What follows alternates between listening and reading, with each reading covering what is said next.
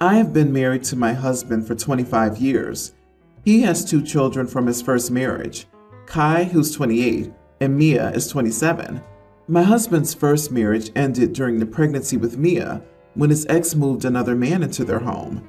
She told my husband to leave, and she was planning to marry the other guy. A DNA test was done when Mia was born, and another one was done on Kai later. Custody was decided, and the divorce was finalized when Mia was still a baby. I met him 6 months later, and we married after a year together. My husband's ex made our lives a nightmare. She alienated the kids from me. We were in and out of court and therapy, and they were always placed in mediation and co-parenting classes to try and get them to a better place. Nothing helped. Her second husband left, and that only made her worse. Then she married again, but that also ended. My relationship with my stepkids breaks my heart. I love them. I've always tried to be a respectful and loving step-parent who doesn't talk bad about their mom, overstep my place, or assume that they would love me like their parents. But I hoped we would be close. Instead, they have been rude or distant and cold. But I love them regardless, and my husband took the lead with them. When my husband and I had two children together, they did not bond with them, but we still hoped time and therapy would help form some relationship. Now my stepson is due to get married. He told my husband our kids were not invited, since it was a child-free wedding. But then he told me what I couldn't wear because the two mothers were going to match the theme, and I'm not counted in that. He said that I wouldn't be given a corsage to wear so people would know that I was not one of the parents. He said I would not be mentioned in any toast. I was not welcome to give a toast, and the photos with the parents and immediate family would not include me. After my husband asked him why he was making such a big deal out of this, he said I needed to know my place and admitted he didn't even want me there. So I decided not to attend and stayed home with my children. I've reached a breaking point where I no longer see a future where we might get along better, and clearly I'm not wanted at all. But my husband's family are furious and say I was invited, so I should go. Am I the idiot? Not the idiot. You're giving him the gift he wants. You not there. Don't put yourself through it. Take your kids on vacation.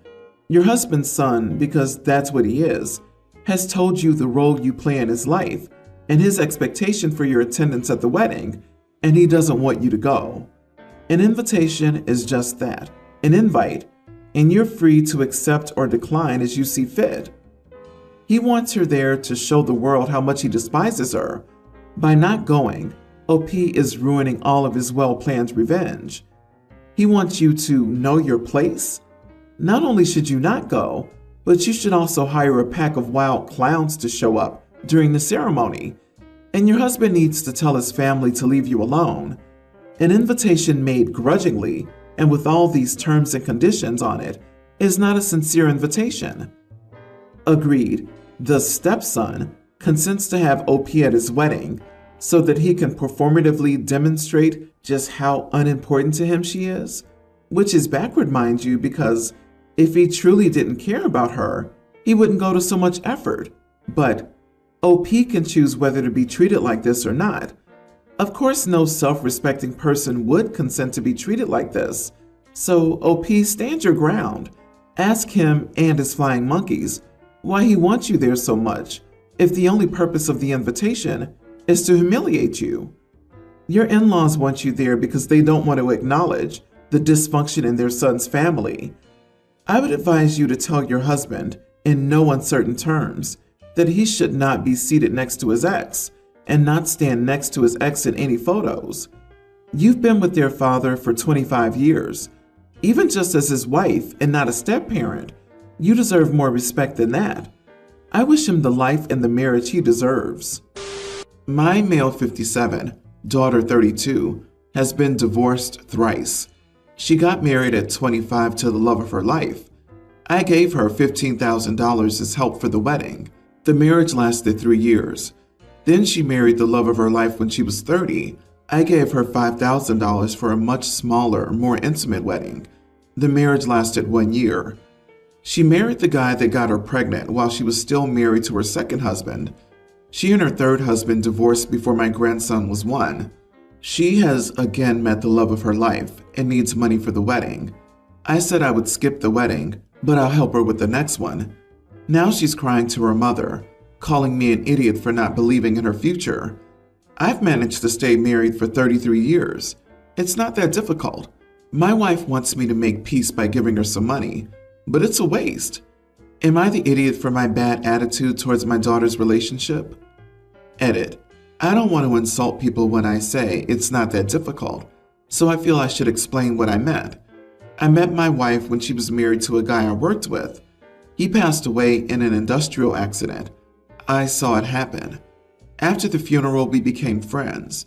3 years later, we realized we cared for each other, so we started dating. We had our ups and downs and went for counseling when we went through a rough patch. We work hard at being there for each other. My wife is beautiful and probably had many opportunities to be unfaithful, but she chose to stay with me and work on our marriage. I saw all the young guys my age having fun and partying when I was using my wages to pay for my son's medical bills. I also chose to stay and work on my marriage. I'm trying to remember who said it, but it also applies to marriage. In war, everything is simple, but even the simplest things are difficult. Not the idiot. Was your comment callous? A bit, but that doesn't make it untrue. $20,000 over 3 weddings is fine. She can pay her own way now. This girl has had 3 weddings in 7 years. She needs to hear a harsh truth. My relationship with my car has lasted longer than all of the loves of her life combined times 2. My petty self would offer to pay for premarital counseling instead. Might be worth the expense. Your daughter's marriage success is directly proportional to the amount you contribute to her weddings, where 1 year equals $5,000. So, if I'm right, for her next marriage to last as long as your own, you'll need to invest $165,000. At age 32, she can pay for her own party. About your attitude towards her relationships, whether this is the love of her life or the next in line divorce, she can still pay for her own party. It sounds like your daughter thinks you're an ATM though, so tell her to elope next time, and the time after that, and I think your daughter likes the idea of a wedding more than staying married. More seriously, you are under no obligation to fund another party for her.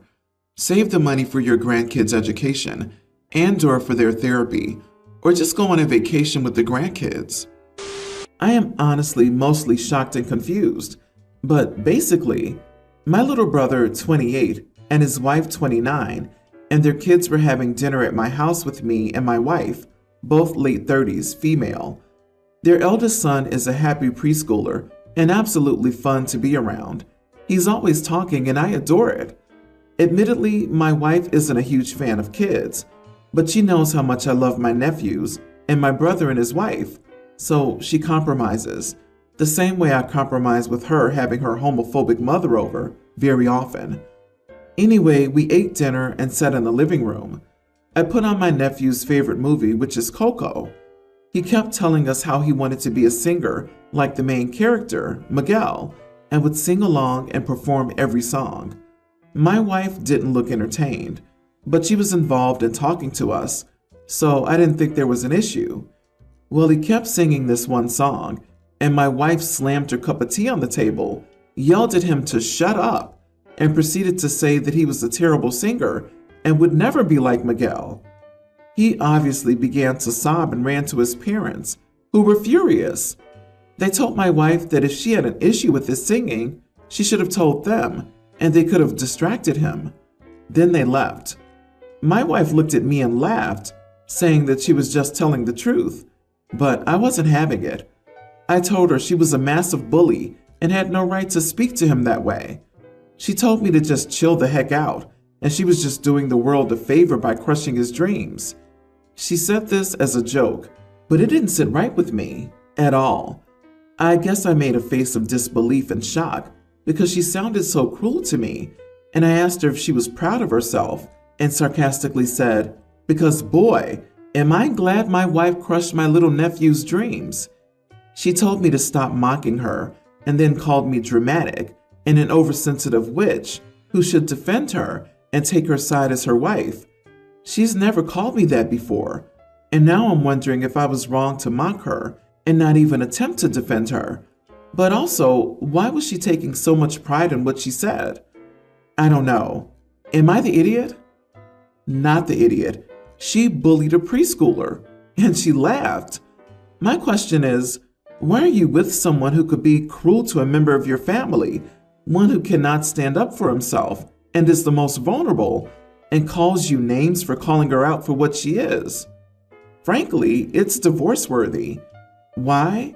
Because anyone who would treat a little kid with such cruelty is probably capable of just about anything and can't be trusted. She likely just ruined your relationship with your brother and sister-in-law. How many more relationships will she ruin in the coming years due to this indefensible behavior? The fact that she doesn't feel bad about it and is doubling down is just icing on the cake.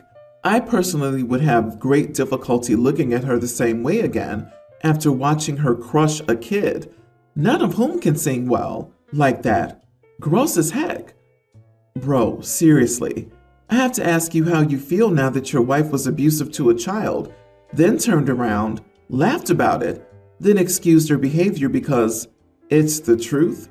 Are you okay with all of that? I can tell you're not because of what you said here. You know it's terribly wrong. So why are you asking? Also, to salvage the situation, she expected you to take her side when she bullied a child? Yeah, I'm trying to figure out what wife needed to be defended from. I'm questioning if she thought it was wrong. She's just trying to ignore she did it because she's not sorry. That's a major red flag. If you let this pass, then who knows what her behavior toward your nephew and any future children in the family will be. I'd be seriously rethinking this whole relationship. My wife and I have 2 daughters, Julia, kindergartner, and Alina, toddler. I've always been close to my family, and my parents are really involved with my daughters. They regularly babysat Julia since she was around 1, and then Alina. Currently, it's 2 or 3 times a week. I know that sounds like a lot, but it always seemed to be their choice. We were always able to afford normal childcare. Originally, that was the plan when my leave was finished. However, my parents thought it was a waste since mom could watch them and they could spend time with their grandchild instead. The whole system happened because they asked for it. We do thank them and appreciate it, and our girls are really close to them. However, I overheard my parents complaining to my sister about it around 3 weeks ago. Apparently, we're being selfish and basically just pawning off our children, abandoning our responsibility. I was pretty upset and we ended up arguing about it. They said that we're essentially crap parents who refuse to do our job, and we shouldn't just leave our children to them. But we literally only did that because they wanted to be there for our kids. We didn't bring it up or force it. Whenever they couldn't, we found backup options. Since then, we haven't left Julia or Alina with my parents. After discovering how two-faced they were about it, I have no interest in it. So we've got a temporary alternative and are looking into more permanent options. Last week, my mom asked when we would bring the kids over, and I told her we weren't. I don't want to abandon my duty, and I feel uncomfortable having my children around someone who thinks so little of my wife and me. I mean, I don't want our girls to start thinking we don't care. My parents are mad and think I'm being entitled and unreasonable, but I think it's a reasonable boundary. My sister has jumped in, claiming I'm a horrible son and taking advantage of them, but they clearly didn't think I should give my responsibility away to them, so I'm not. My wife is conflicted, and I know Julia was really close to them, so part of me is worried my reaction is unreasonable. Am I the idiot here? Not the idiot. Your mom was talking crap behind your back to your sister, then blamed you when she got caught, then doubled down and accused you and your wife of bad parenting. If you could walk up and hear it, so could your kids. Stay strong. You're not wrong. She is. I think they like the martyr role, and that's all. They did this to themselves. If you want, force them to admit it was their choice publicly. After that, they can have babysitting time with the kids. Till then, they can suck on an onion. Disagree. OP's parents sound like mine. If I've learned anything, it's this. You can't win with people like this. If you start letting the kids back, they'll complain you're taking advantage. If you don't, you're keeping them from their grandchildren. If it were me, I'd find a childcare provider and squash any further discussion of my parents babysitting. Otherwise, the argument will likely repeat itself. You can't please people who want to be the victim. So, I, 23 male, and my girlfriend, Jen, 20, moved in together about 4 months ago. We know living together is harder than just dating, so we sat down and agreed on several things, like we're responsible for our own laundry. We also split chores on a rotation, like I'll clean the bathroom one week and she'll clean it the next week. We agreed if one person cooks or buys the food, the other person washes the dishes. We also agreed if we have friends over, the person who cooks doesn't do the dishes. This is because we don't have huge parties. Our apartment is small, and we only invite a few friends, so there are not a ton of dishes. Anyway, I like to cook and I'm better at it, so it just works out that I cook more often. Don't get me wrong, she cooks too, but much less. So this weekend, we had her best friend and her boyfriend over, and I cooked dinner. We ate and had a good time. Once dinner was over, I brought my plates and stuff to the sink, and then returned to my seat. We were talking and having a good time. Then Jen got up and told the group she wanted to do the dishes before we headed out. Her best friend asked why I didn't help, and I answered because it was her job. I didn't think anything of it, and we eventually went out. Jen was acting off all week, and when I asked her what was wrong, she answered she wasn't feeling well. Today she came home and she said we needed to talk. She tells me that she doesn't want to do the dishes anymore, and that my answer to her friend sucked. I almost didn't know what she was talking about because I didn't realize that I had done anything wrong. Then I remembered the dinner and told her that what I said was true. It was my job to cook and hers to wash. She said I could have worded it differently. So now she refuses to wash the dishes. I said that's fine, she can cook, and I'll wash the dishes, and she can post it all over social media and tell her friends it's my job to wash the dishes. I don't have a problem with that. She didn't like that answer either and stormed off to bed. This morning I made the breakfast for both of us. She ate without saying anything, then left her dirty dishes in the sink, then went out. I guess she's serious about not washing the dishes again. Not the idiot. You could have been clearer and said, it's her turn because I cooked. Pretty sure her friends ragged on her about what you said, and instead of just explaining it and moving on, she let it get to her.